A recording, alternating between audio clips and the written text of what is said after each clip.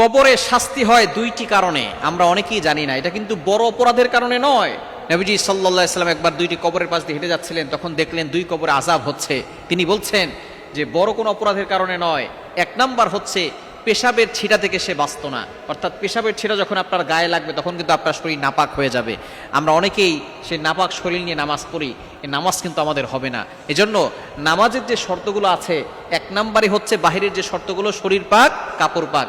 কাপড়ে যদি নাপাকের ছিটা লাগে তাহলে কিন্তু আপনার ওই কাপড় দিয়ে নামাজ পড়লে নামাজ হবে না। এই পেশাবের ছিটা থেকে না বাঁচার কারণে সেই কবরে শাস্তি হচ্ছিল।